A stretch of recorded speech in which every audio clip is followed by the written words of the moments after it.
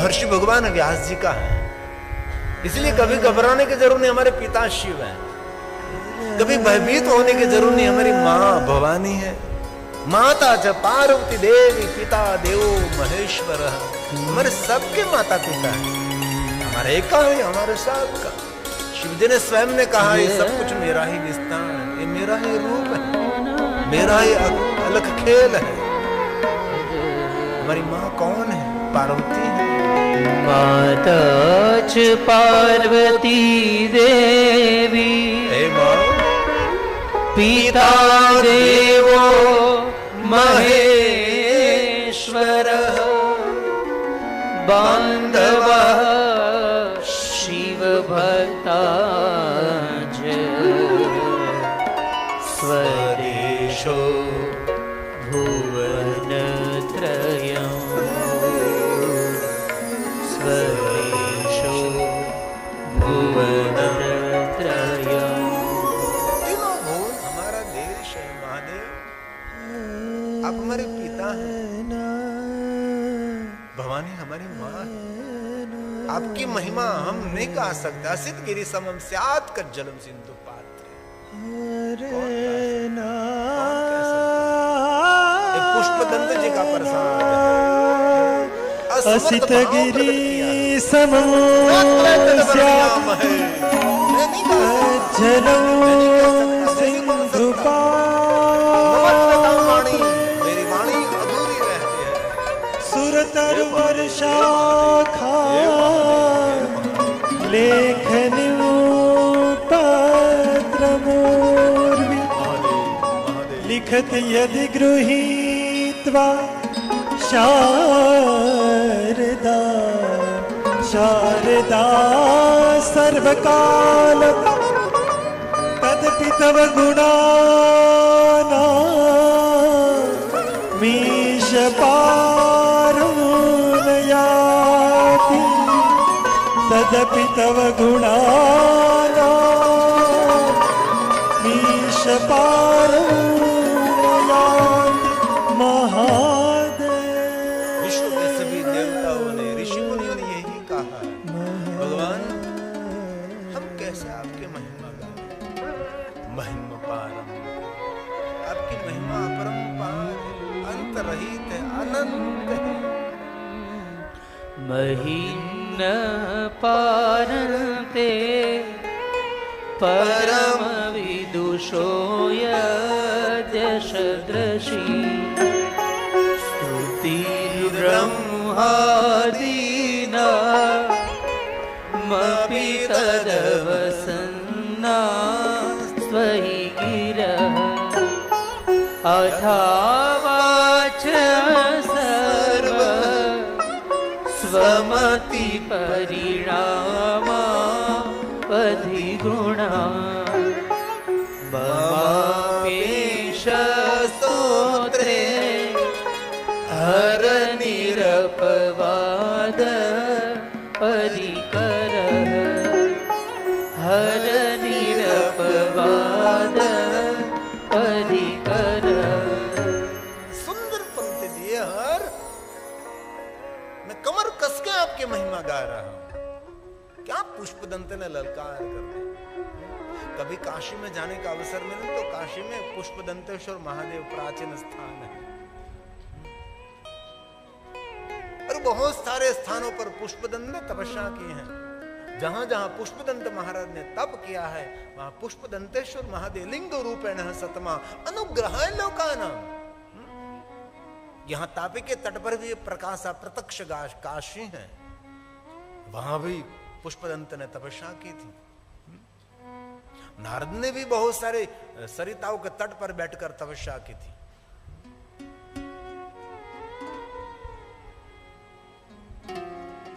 ये शब्द प्रसाद पुष्पदंत का निर्विवाद है। क्या शब्द दे दिया। वो कहना चाहते हैं कि महादेव कोई भी मनुष्य आपकी जो महिमा गा रहा है ये निरुपवाद है, ये निंदनीय नहीं, वो वंदनीय है। इसलिए कोई शिव भक्त की टीका नहीं करनी चाहिए, किसी की निंदा नहीं। कोई जैसे वैसे महादेव का पूजन कर रहा है, तो कभी मन में ऐसा खिन्न का भाव नहीं अर्पण करना, ये कैसे कर रहा है, उसको तो कुछ पता ही नहीं महादेव की पूजा के बारे में, और ये पूजा कर रहा है। नहीं नहीं, हर मनुष्य महादेव को स्वीकार है। और बहुत सारी ऐसी कथा पुराणों में भी, और खासकर के तामिली ग्रंथों में ऐसी कथा है, बहुत सारे व्याधों ने महादेव का पूजन किया है। कैसे? चमड़े के पात्र में से जल भरकर महादेव का अभिषेक करते थे। अरे वन में रहते वाले वनवासी मुख में पानी भरकर भगवान महादेव को अभिषेक करते थे। ऐसे उसको महादेव मिले हैं। और भोग कैसा? मांस का भोग अर्पण करते थे, लेकिन उसको पता नहीं था कि मैं क्या कर रहा हूं, लेकिन उसका तो भाव महादेव के ऊपर था। और शिव ने स्वयं ने कहा है, सामग्री की कोई महिमा नहीं है, वैभव की कोई महिमा नहीं है, मेरे दरबार में तो मेरे भक्तों के हृदय में सच्चा भाव होना चाहिए। बस भाव भावाकरम शिवम, ये शिव का दरबार है। इसलिए पुष्पदंत ने कह दिया निरुपवाद, ये निरुपवाद है। उनको महादेव मिले हैं, बिलेश्वर महादेव, यादेश्वर महादेव, वनवासी महादेव की पूजा करते, वनेश्वर महादेव, जनेश्वर महादेव, जागेश्वर महादेव, जड़ेश्वर महादेव, सर्वेश्वर महादेव, जंगलेश्वर महादेव, मंगलेश्वर महादेव, ऐसे महादेव जी। इस महाकाल वन में इतने शिवलिंग संख्या न विद्यते, इतने भगवान महादेव के लिंग स्वरूप यहाँ महाकाल वन में भी रहते हैं। और यहाँ जब हम आते तब कहीं मुझे ऐसे अनदेखे स्थान पर जाना है तो मैं मनोजपुरी को कह देता हूँ, मुझे ऐसी जगह पर ले जाओ जहां कोई नहीं गए होगे। नरसिंह मेहता पूजे अपुंज लिंग, जिन शिवलिंग की किसी ने पूजा नहीं की, ऐसी शिवलिंग की पूजा करो जहां सब लोग पूजा कर रहे हैं। वहां क्यों? जहां कोई नहीं जा रहा है वहां जाकर महादेव का पूजन करें। और यहां हम आते हैं तो हमारे लिए मनोजपुरी है, और हम काशी में जाते हैं वहां मुन्नागिरी है, आप जैसा ही लगता है। कभी काशी में जाऊं तो मार्कंडेश्वर महादेव का बहुत प्राचीन महादेव का स्थान है। 2 शिवलिंग है, एक मुरकुंड महादेव है और एक मार्कंडेश्वर महादेव है।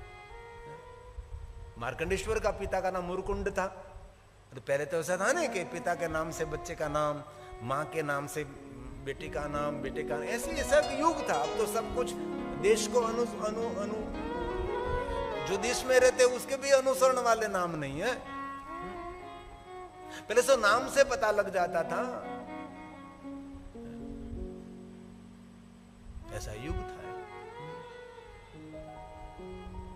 कभी अवसर मिले तो काशी के तट पर जाना, दूर है थोड़ा सा, सारंगनाथ से दूर है। सारंगेश्वर महादेव और सोमेश्वर महादेव 2 शिवलिंग है वहां। इससे भी दूर जाओ तो माता गंगा के तट पर मार्कंड ऋषि ने जहां तपस्या की थी, क्योंकि उनकी अल्प आयु थी और मां रो रही थी, पिता भी रो रहे थे, तपस्विनी देवी, मनस्विनी देवी, मुरकंड भी रो रहा था। कि तब बेटे ने पूछा कि पिताजी क्या बात है, हमारे भाग्य में बेटा नहीं था, लेकिन महादेव का प्रसाद है तो, लेकिन अल्प आयु वाला है। अल्प आयु को पूर्ण आयु करने के लिए पिताजी मुझे कुछ मार्गदर्शन करें। यम के बंधन में से छुड़ाने वाला यमेश्वर महादेव ही है। तब मुरकंड पिताजी ने अपने पुत्र मार्कंड को बहुत सारा मार्गदर्शन किया, और मार्कंड ऋषि ने भगवान महादेव की साधना की, अजर अमर हो गए। और आज कोई विद्वान आपको आशीर्वाद देते हैं तो मार्कंड आयु भव कहते हैं। मार्कंड ऋषि जितना धर रहे इतने ही साल तक यहां पर हो, लंबे समय तक रहना है तो मनुष्य रह सकता है, लेकिन उसके रहन सहन ठीक होने चाहिए। पढ़े लिखे मेरे युवान भाइयों बहनों के लिए इकिगाई एक छोटी सी बुक है, जापानी जीवन शैली। समोसा नहीं खाते ये लोग पकौड़ा नहीं खाते तला हुआ, ब्रेड के सामने तो देखते भी नहीं कभी। ब्रेड खाकर बेड ऊपर सो जाओ, जल्दी यात्रा का प्रारंभ हो जाए। हैं? अब लंबे समय तक रह सकते हैं यहां, इसलिए पूर्ण आयु मार्केंड को मिली महादेव की साधना से, निरुपवाद है। इसलिए कभी भी कहीं भी शिवालय में आप गए, कोई शिव जी के साथ से शरारत कर रहा है, अपने मन को कभी दुखी ना करें, क्योंकि शिव सबके हैं। फिर तो दुनिया ने ऐसा मान लिया कि शंकर जी स्वयं भोले, गलत।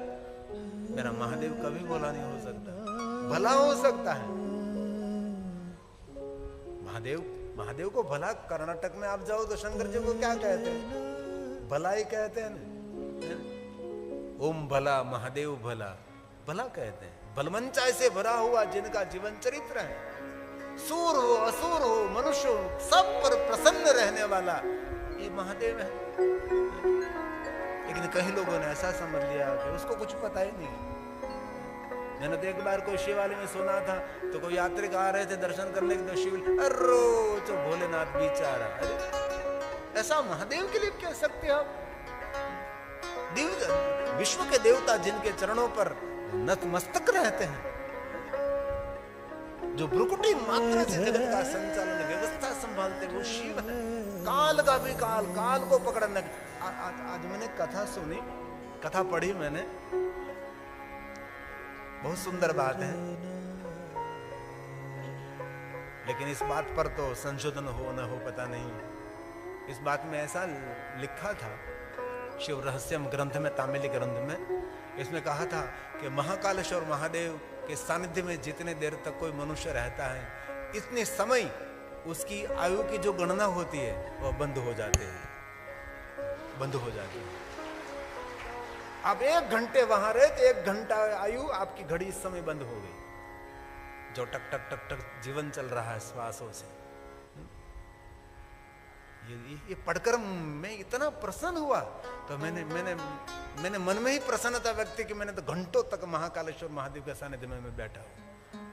तो जितने घंटे बैठते हैं, इतने घंटे की आयु आपकी बढ़ गई, वो कटती नहीं है। ये बात हमने आज पढ़ी, तो मैंने कहा क्या बात है, क्योंकि काल की गति को रोकने वाला दुनिया में कोई नहीं है। काल की गति को रोकने वाला दुनिया में कोई नहीं। काल की गति को रोकने वाला एक ही दुनिया में है, जिनको महाकाल कहते हैं। इस महाकाल के सानिध्य में हम सब बैठे हैं। जहां हम बैठे कोई सामान्य स्थान नहीं है। जय महाकाल, जय महाकाल। ये महाकाल स्तोत्र है, अष्टमूर्ति स्वरूप। ये महाकाल काल की गति को रोकने वाला, काल पर अंकुश करने वाला, काल पर विजय प्राप्त करने वाला। ये महाकाल, ये महाकाल, ये महाकाल, ये महाकाल। महाकाल स्तोत्र।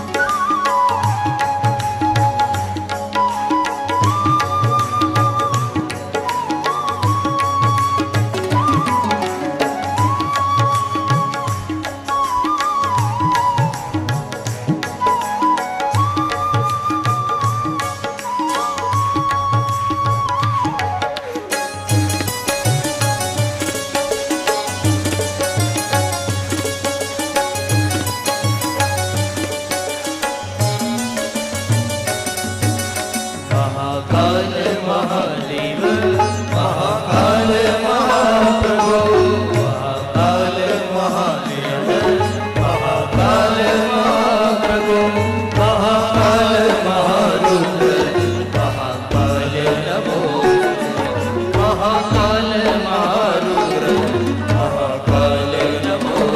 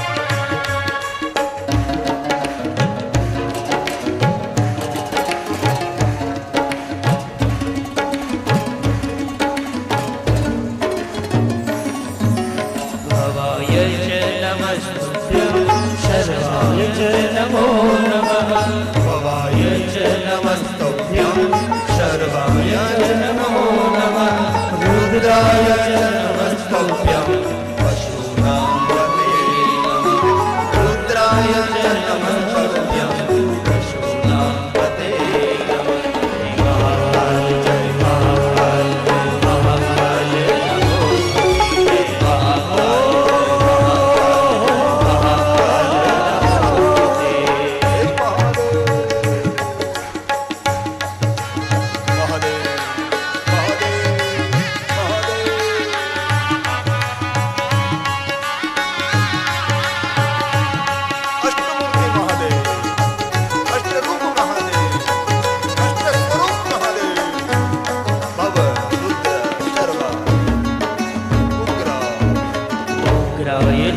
नमस्तुभ्यं महादेवाय नमः उग्राय च नमस्तुभ्यं महादेवाय नमः भीमाय च नमस्तुभ्यं ईशानाय नमो नमः भीमाय च नमस्तुभ्यं ईशानाय नमो नमः जय महाकाल जय महाकाल जय महाकाल नमो जय महाकाल जय महाकाल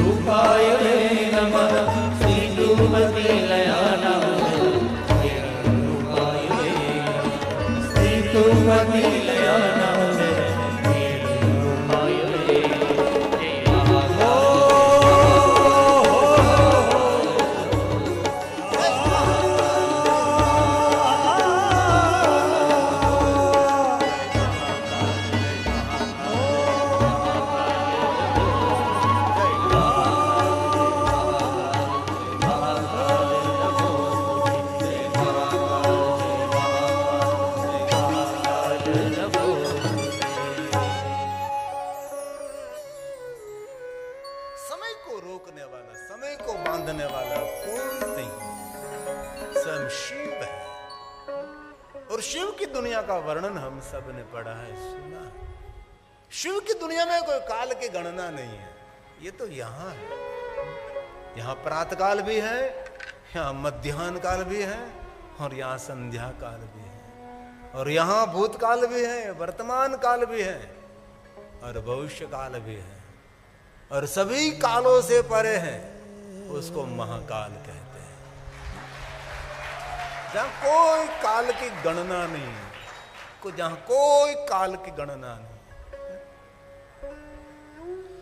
और महाकालेश्वर महादेव के सन्मुख बैठने का अवसर न मिले तो जहां से महाकालेश्वर महादेव का शिखर दिखाई देता है, शिखर के दर्शन, सर ऊंचा करके शिखर का दर्शन करता है, इस मनुष्य को कहीं अपना सर झुकाना नहीं पड़ेगा।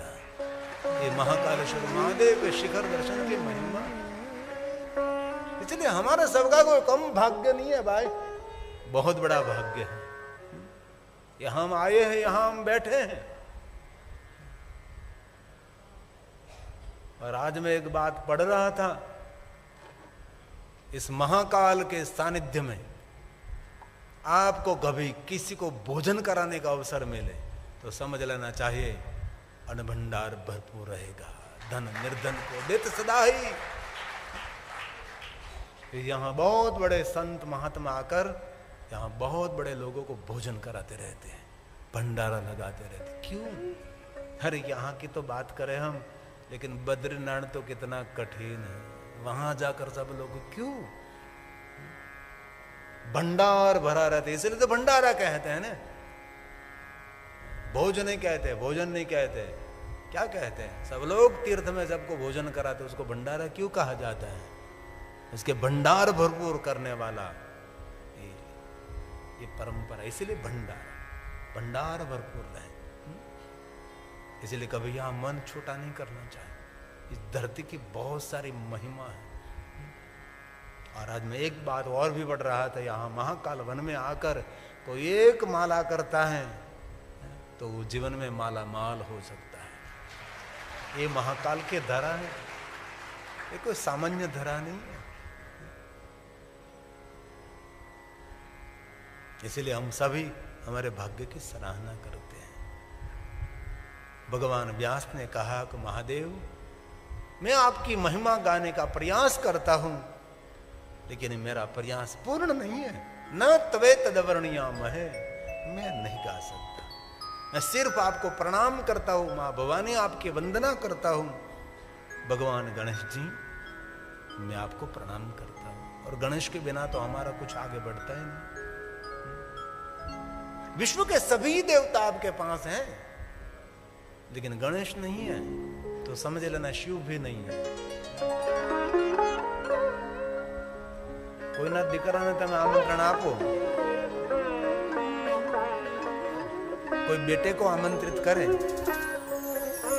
और बाप को नहीं आमंत्रण दिया तो बेटा भी नहीं आएगा। महादेव के बिना गणेश भी अधूरे, गणेश के बिना महादेव भी अधूरे। और दुनिया में एक देव ऐसे महादेव हैं जिन्होंने अपने बेटे का पूजन किया। शिव जी ने कभी किसी का पूजन नहीं किया। और एक बार विष्णु की आरती उतारी शंकर जी ने। शिव पुराण अंतर्गत बहुत सुंदर कथा है। जब भगवान विष्णु के व्यवहार से महादेव प्रसन्न हुए, तब विश्वकर्मा जी को कहते कि विश्वकर्मा जी, सुंदर एक रत्न जड़ित सुंदर आसन निर्माण करो। रत्न जड़ सुवर्ण का सुंदर आसन निर्माण किया। और गौलोक में जब विष्णु भगवान को स्थापित किया, गौलोक में आसन स्थापित करने के बाद स्वयं शिव जी ने विष्णु का सम्मान किया था, आरती उतारी थी और गणेश की पूजा की थी। और द्वादश गणेश की भी महिमा है। और कुछ आप न कर सके तो प्रणम्यम शीर्षादेव गौरी पुत्र विनायकम, द्वादश गणेश स्तोत्र का पाठ करें। मन की कामना को पूर्ति करने वाला ये द्वादश गणेश स्तोत्र है। प्रथम वक्रतुंड लेकर द्वादश गणेश, और कितना सुंदर समन्वय है। द्वादश ज्योतिर्लिंग और द्वादश गणेश। आइए हम कथा का प्रारंभ कर, इससे पहले गणेश जी को याद कर लेंगे। प्रणम्य प्रणम्यं शीर्षा देवं गौरीपुत्रं विनायकं भक्तावासं स्मरे नित्यं मायुः कामार्थसिद्धये। प्रथमं वक्रतुण्डं च एकदन्तं द्वितीयकं तृतीयं कृष्णपिङ्गाक्षं गजवक्त्रं चतुर्थकम् लम्बोदरं पञ्चमं च षष्ठं विकटमेव च सप्तमं विघ्नराजं च धूम्रवर्णं तथाष्टकम् नवमं बालचन्द्रं च दशमं तु विनायकम् एकादशं गणपतिं द्वादशं तु गजाननम्। द्वादशेतानि नामानि त्रिसन्ध्यं यः पठे नर न च विघ्नभयं तस्य सर्वसिद्धिकरं प्रभो। विद्यार्थी लभते विद्या धनार्थी लभते धनं पुत्रार्थी लभते पुत्रा मोक्षार्थी लभते। जपेत् गणपति स्तोत्रं षड्विर्मासे फलं लभे संवत्सरेण सिद्धिं च लभते नात्र संशयः। अष्टभ्यो ब्राह्मणेभ्यश्च लिखित्वा यः समर्पयेत् तस्य विद्या भवेत् सर्वा गणेशस्य प्रसादतः। इति श्रीनारद पुराण संकटनाशन गणेश स्तोत्रं संपूर्णम्।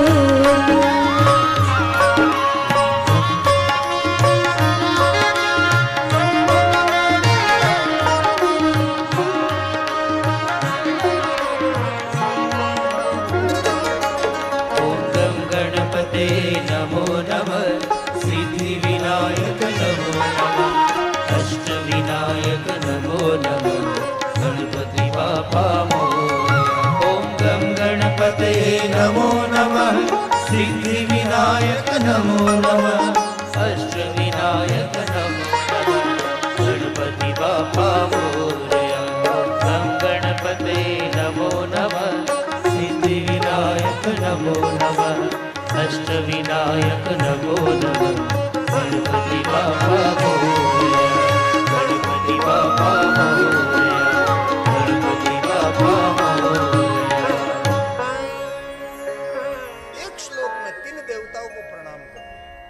भगवान शिव जी को प्रणाम, माता भवानी को प्रणाम, गणेश जी की वंदना करते भगवान व्यास ने कहा मैं आपकी महिमा गा रहा हूं लेकिन मैं समर्थ नहीं हूं। कितना शरणागत भाव प्रकट कर दिया। मेरा कोई सामर्थ्य नहीं है लेकिन मेरी वाणी को पावन करने के लिए ममत्व पिता वाणी गुण कथन पूर्ण न भवति, मुझे पुण्य मिले, मेरा मंगल हो, मेरा सर्व मंगल हो, इसलिए मैं आपकी महिमा गा रहा हूं। कितनी सुंदर बात, कितना शरणागति का भाव है। मधुस्फीता वाच परम अमृतम निर्मितम तब ब्रह्मन की बात कोई नहीं गा सकता। कौन कह सकता है? हम सभी मेरी वाणी की पवित्रता के लिए, मेरे जीवन में पुण्य एकत्र करने के लिए हम सब यही कर रहे हैं। 9 दिन यहाँ रहेंगे, क्यों रहेंगे? पुण्य एकत्र करने के लिए। 3-4 घंटे कथा सुनेंगे, क्यों? पुण्य एकत्र करने के लिए। ईश्वर के लिए नहीं, हमारे लिए है।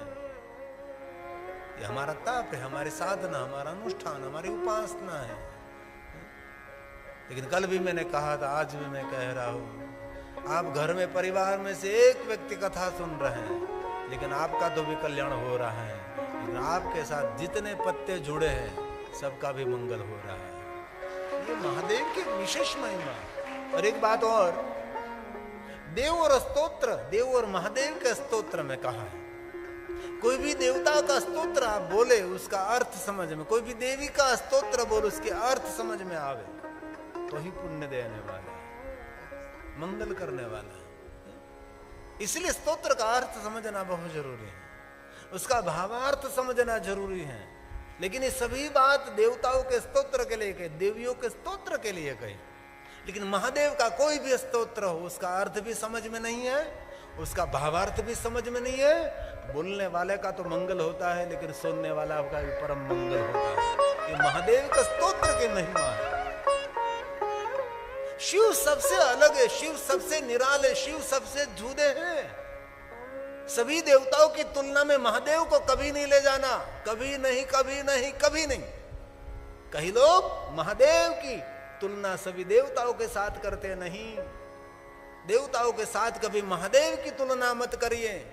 सभी देवताओं की आयु है, सभी देवताओं का काल है, लेकिन मेरे शंकर के पास काल नहीं, वो स्वयं महाकाल होकर बैठा है, वही शंकर है, वही महादेव है। इसलिए सभी देवताओं के तरह महादेव को कभी नहीं समझना चाहिए। महादेव एक अलग देवता है, सबसे जुदा है। कभी रजोगुण धारण करके अपने भक्तों का मंगल करते, कभी सतोगुण धारण करके, कभी तमोगुण धारण करके अपने भक्तों की रक्षा करते हैं। मेरा शंकर हर रूप में है, हर स्वरूप में है, हर पल में है, हर काल में है, हर समय में है, शिव है। लेकिन बहुत लोगों ने महादेव को ऐसा छोटा, ऐसा निम्न देव समझ लिया।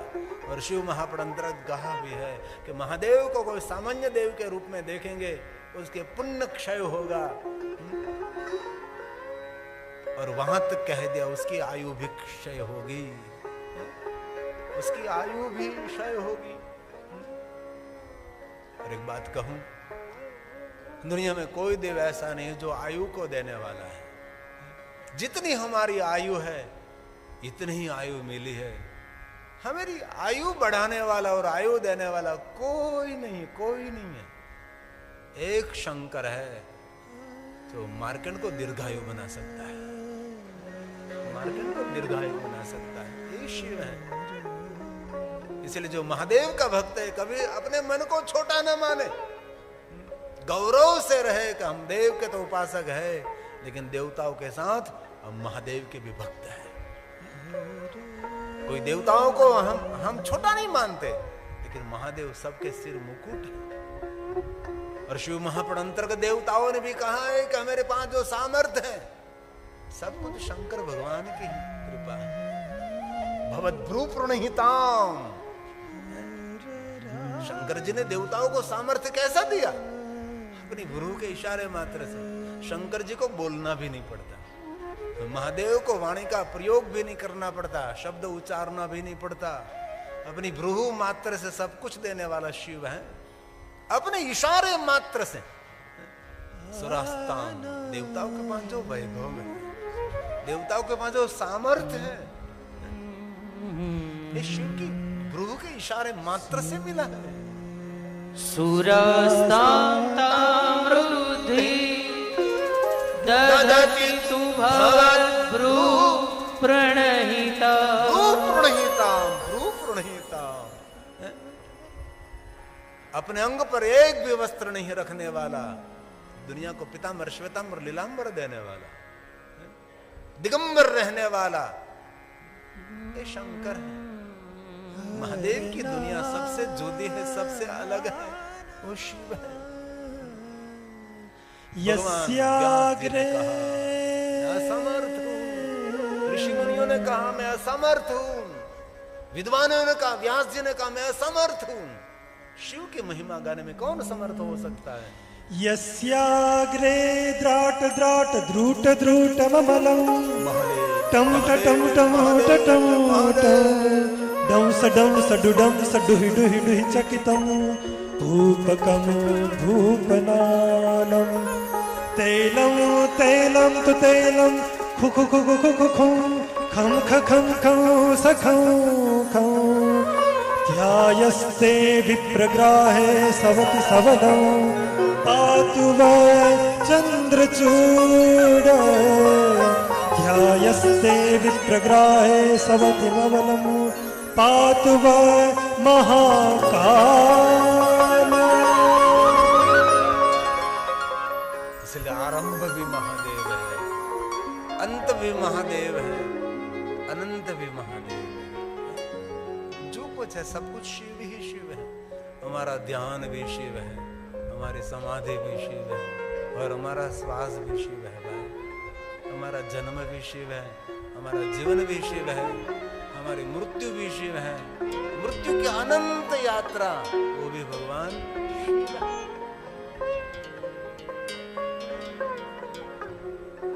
ये महादेव है जो सनातन है, जो सत्य है, विश्व का ईश्वर है, देवों का इष्ट है, जिनको महादेव कहते हैं हम। एक महादेव ऐसे देव है सबसे ऊपरी, सबसे अलग, सबसे जुदा, ये शिव है।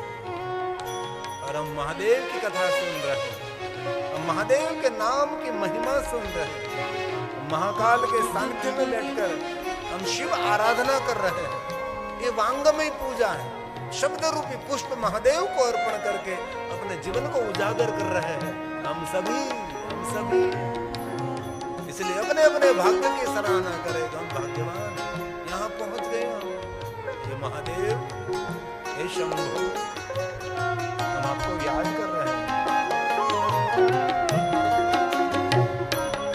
जय महादेव शंभो, हर महादेव शंभो।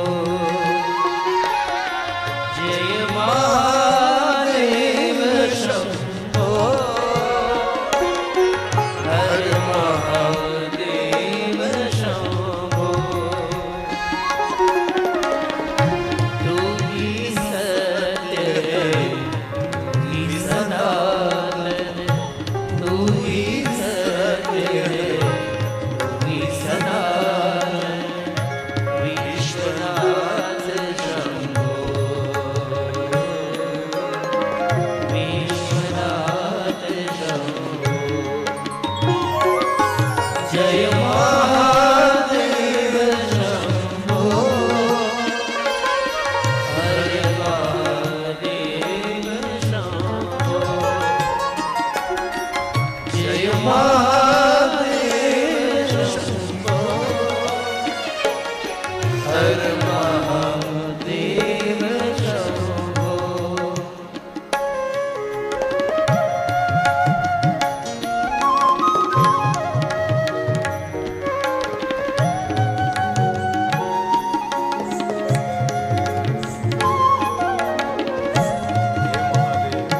महादेव। आनंद तू है, अनंत भी तू है, ध्यान समाधि जीवन तू है।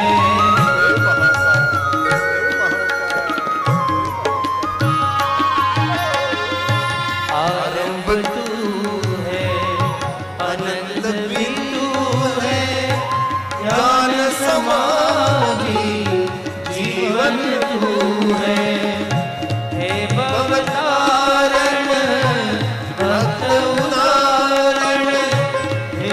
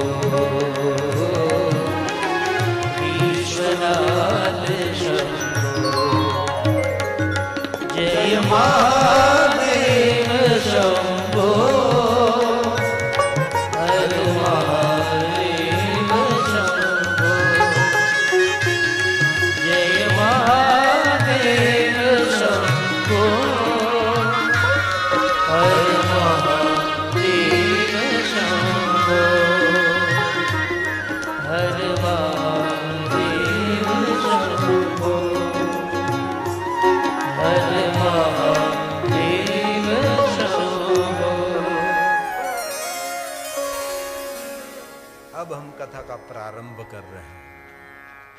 धर्मक्षेत्रे महाक्षेत्रे गंगा कालिंदी संगमे प्रयागे परम पूर्णे ब्रह्मलोकस्य वर्तमनि। प्रयाग तीर्थ में सुत पुराण जी शिव महापुराण कथा का गायन करते हैं। शैनक आदि महात्मा सुत पुराण को कहते हैं कि हे सुत पुराण जी, किसी को भी निरुत्तर करने में आप में सामर्थ्य है और महादेव के आप परम भक्त हैं और शब्दों के पुजारी हैं।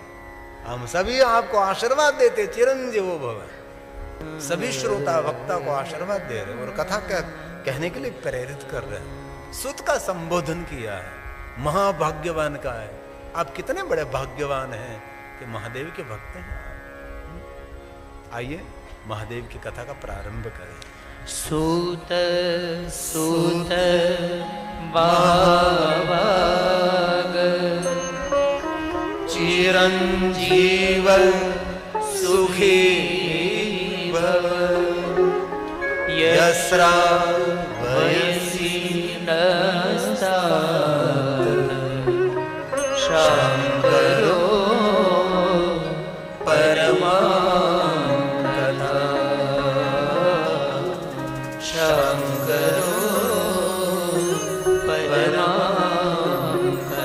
मनुष्य मात्र को शांति का दान देने वाले कथा क्या देती है?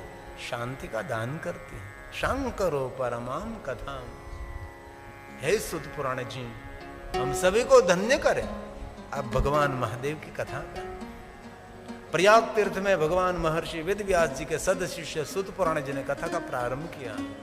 एक समय ब्रह्मपुत्र नारद ने हिमालय पहाड़ में जाकर बहुत बड़े तप किया था, जिनका स्वभाव विनोदी आनंदी है। कौन है? जिनका नाम नारद है। नारद कौन है? नारद मुनि सतमा, मुनियों में श्रेष्ठ नारद है। एक समय ऐसा हुआ था, एकस्मिन् समये विप्रा। एक विप्र। विप्र कौन? ब्राह्मण। ब्राह्मण कौन? नारदो मुनि सतमा। मुनियों में श्रेष्ठ नारद। कौन है नारद? ब्रह्म पुत्रो विनीतात्मा। जिनका स्वभाव आनंदी विनोदी मस्ती में रहने वाला, निरंतर गीत संगीत में झूमने वाला, ये नारद है। नारद कोई रमूज का पात्र नहीं है।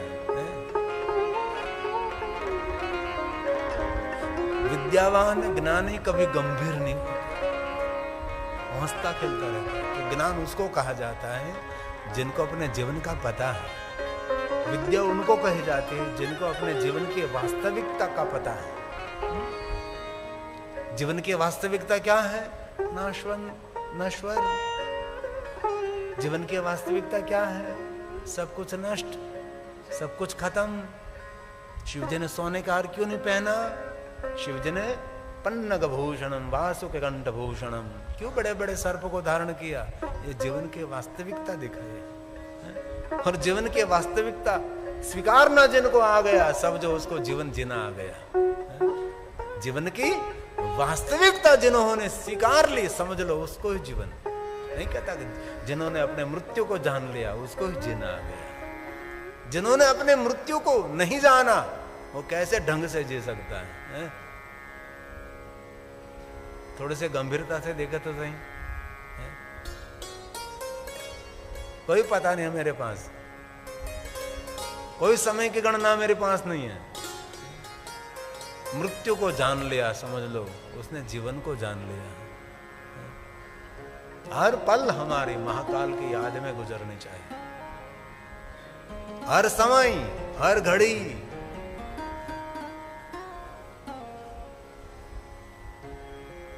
एक हमारे विद्वान हमारे साथ सुंदर संवाद कर रहा था और कह रहा था अच्छे मुहूर्त में महादेव का पूजन करना चाहिए। मैंने कहा और सभी मुहूर्त महादेव के लिए श्रेष्ठ है।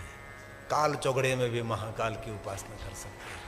ये शिव है, ये महादेव है। ब्रह्मपुत्र तपोर्थम मन आददे, उसका मन हुआ मुझे तप करना है। तपोर्थ मन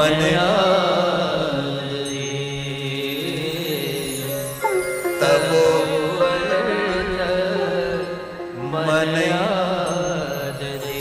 हुआ, पहुंच गई हिमालय पहाड़। हिमालय पहाड़ की कंदरा, सुंदर गुफा देखी, सुंदर सरिता का तट, वहां बैठ गए नारद।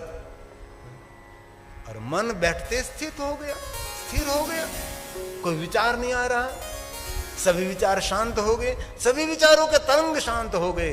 कभी समंदर शांत नहीं होता, लेकिन आज मन शांत हो गया। समंदर में निरंतर उछल कूद रहते हैं, लेकिन नाम प्रशांत महासागर है, परम शांति देने वाला प्रशांत महासागर, लेकिन उछल कूद तो रहती है। लेकिन वहां बैठते ही नारद का मन क्यों शांत हो गया, मन के तरंग क्यों शांत हो गई? शिव महापुराण ग्रंथ में कहा है, जिस भूमि पर नारद बैठे, इस भूमि पर स्वयं शिव जी ने तपस्या की। भूमि की ऊर्जा रहती है, भूमि के वाइब्रेशन रहते हैं। ये हमारा घर छोड़कर यह महाकाल क्यों आए हैं? क्योंकि इस धरा में अद्भुत ऊर्जा है, इस धरा में अद्भुत शक्ति है। और किसी के घर भी हम जाते हैं तो पता लग जाता है कि यहाँ रहने जैसा है कि नहीं रहने जैसा है। किसी के घर हम मेहमान बनकर जाते हैं तो पहले तो निर्णय लिया तो 5 दिन को रुकना ही है, लेकिन 5 घंटे नहीं रुकते, चलो भाई भागे यहाँ से। क्यों? मन विचलित रहता है, मन उद्वेग से भर जाता है, मन हमारा इधर उधर डिस्टर्ब होने लगता है। और जो कुछ जीवन में खेल है सब मन का तो खेल है। मन को जीत लिया, समझो उसने सब कुछ जीत लिया। इसलिए इस भूमि में अद्भुत को शक्ति है। और मैं तो बार बार कहता हूं, यहां कमरे में नहीं पड़े रहना चाहिए। खाकर भोजन करके या खर्राटे नहीं बजाना चाहिए। और कथा में कोई खर्राटे बजा रहा तो समझो शंख बजा रहा है। यही है ना, हम तो यही अर्थ में लेते हैं ना भाई, ये महादेव के दरबार में शंख बजा रहा है। कई लोगों का शंख बहुत बजता है, इतना शंख बजता है पूरी रात सोने। कभी आपको एक कमरे में बड़े हॉल में सोने का अवसर मिला है तो पता लगे सबके अलग अलग सुर वाले शंख होते हैं। कोई पहली काली से बजता है, कोई पंचम सूर से शंख बजता है, कोई मंदिर का शंख बजाता है, कोई रण मैदान का शंख बजाता है। सबको अनुभव होता है। अब ऐसी यात्रा में तो अनुभव मिलता ही है, क्योंकि एक कमरे में अकेले तो नहीं, आप 2-3-4 व्यक्ति तो बैठे होंगे।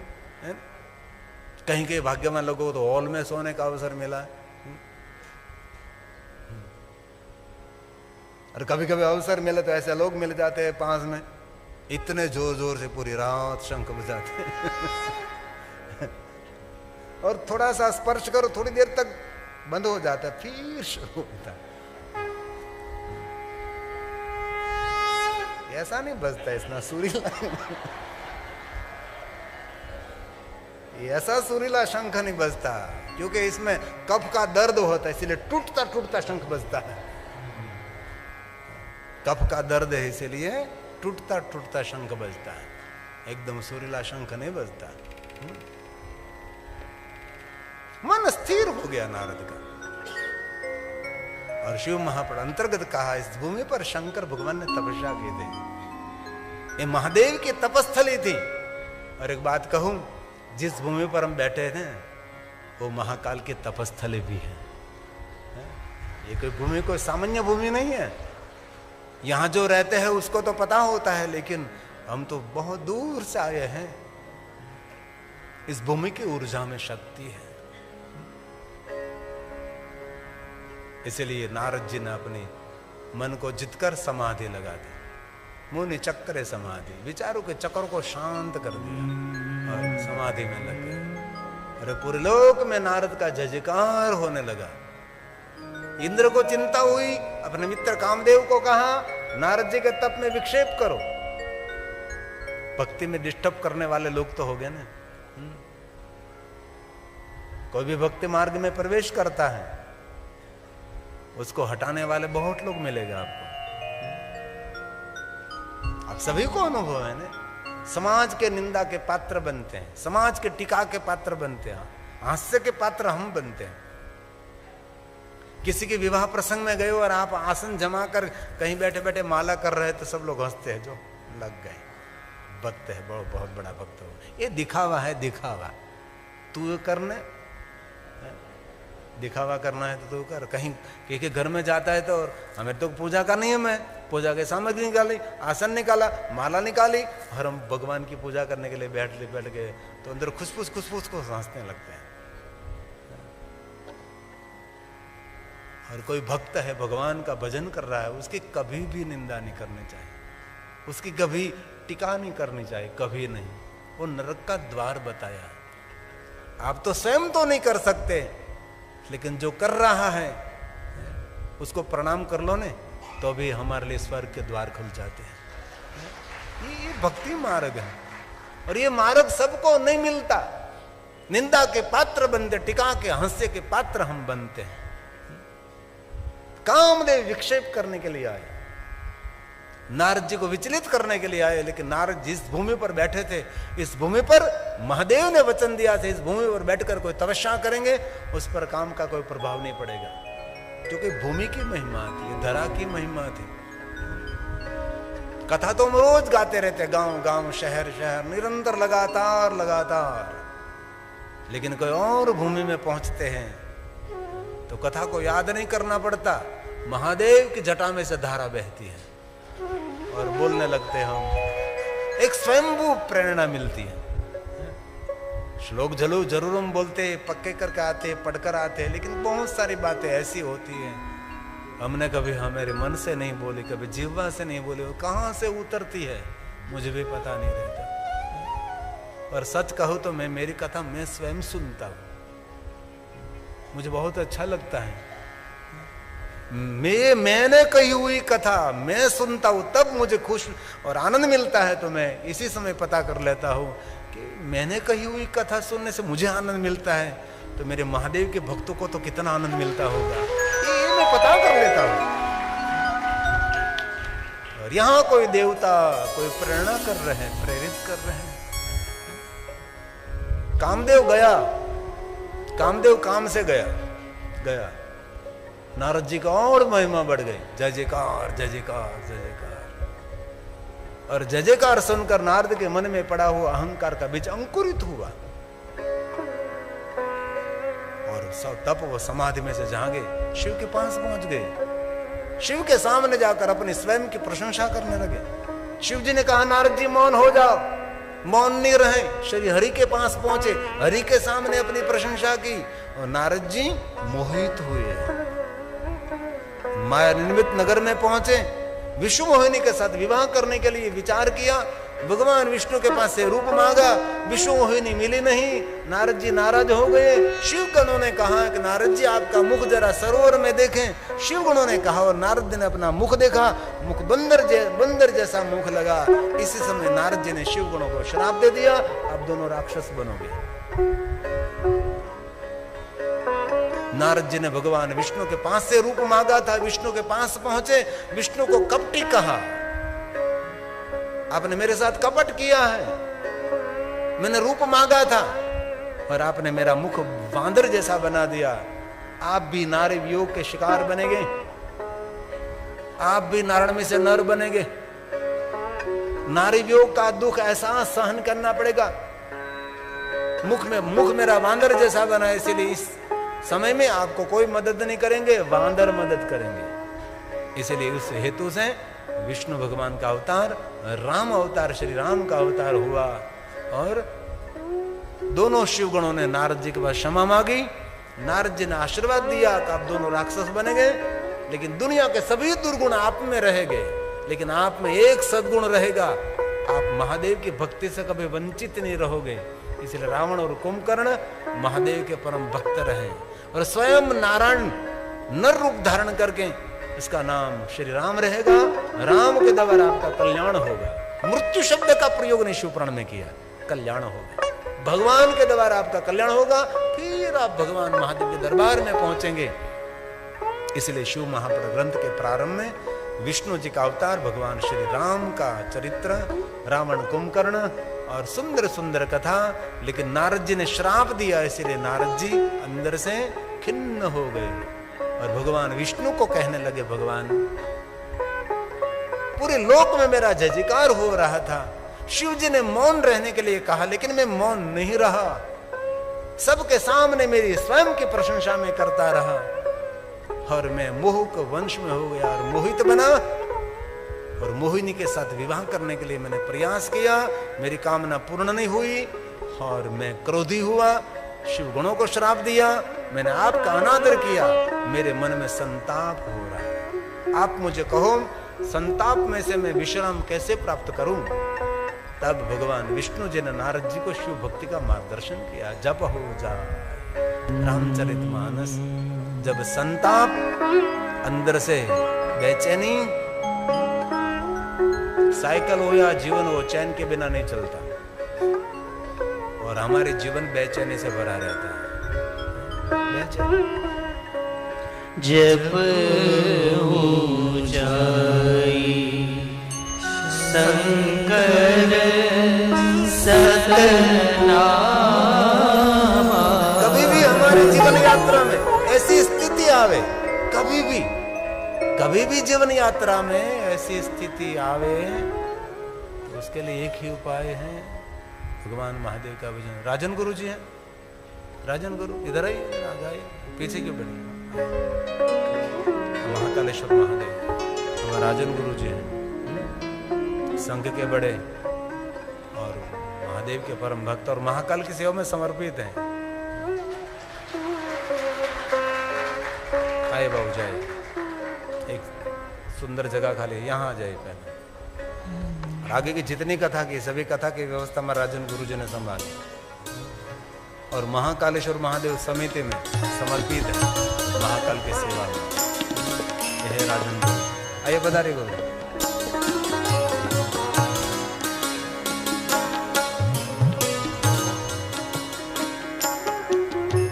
दो तालियों के साथ प्रणाम करें।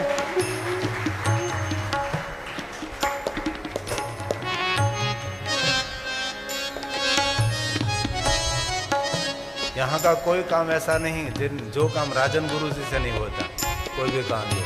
ये हमारा राजन गुरु।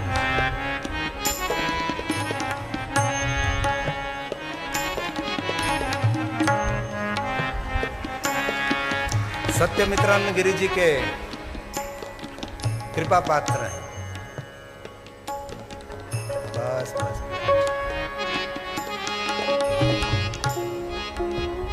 बहुत तालियों के साथ राजन गुरु जी को बहुत बहुत प्रणाम, हृदय से प्रणाम।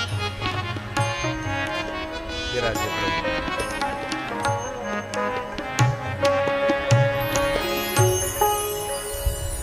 सुधा राजन गुरु जी मुझे थोड़ा दिखाई दे, ऐसे बैठाइए।